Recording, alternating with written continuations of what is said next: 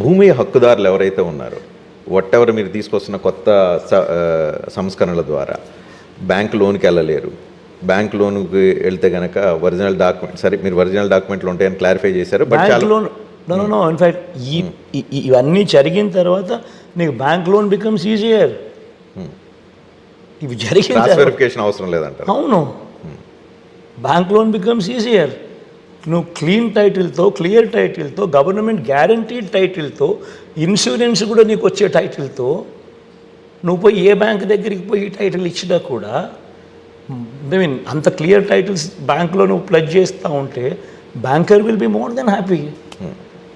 So ఈ particular issue ఇప్పుడు election ఎజెండాగా మారిపోయినాయి. కొన్ని గంటల్లో ఎలక్షన్ పోలింగ్కి వెళ్ళబోతున్నాయి. ఈ తరుణంలో ఓటర్ల మీద ఈ అంశం ఎంత ప్రభావితం చూపుతుంది?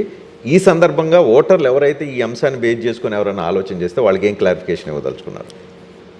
చంద్రబాబు నాయుడు అనే వ్యక్తి ఒక మోసపూరిత మనిషి. అందుకనే ఎలక్షన్ కమిషన్ కూడా ఆయన మీద కేసు పెట్టింది.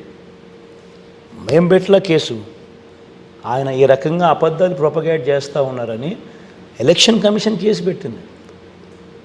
ఈ ల్యాండ్ టైటిలింగ్ యాక్ట్కి వీళ్ళు వ్యతిరేకిస్తున్నారు. మోడీ అక్కడే ఉన్నాడు, అమిత్ షా అక్కడే ఉన్నాడు, వాళ్ళ ముందర మాట్లాడమని చెప్పండి. మనం చేసే ప్రతిదీ ఒక రెవల్యూషన్. దేశం మొత్తం మనల్ని ఫాలో అవుతుంది. రేపొద్దున మనం తీసుకొచ్చే చదువుల విప్లవం కూడా, మార్క్ మై వర్డ్, దేశం మొత్తం ఆంధ్ర మోడల్ ఫాలో అవుతారు. మనం తీసుకొచ్చిన వైద్యంలో తీసుకొచ్చిన రిఫార్మ్స్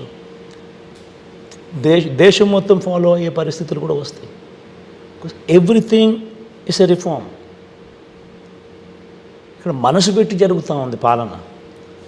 సొల్యూషన్ ఇవ్వడం కోసం తాపత్రయపడుతూ అడుగులు వేస్తూ ఉన్నాం.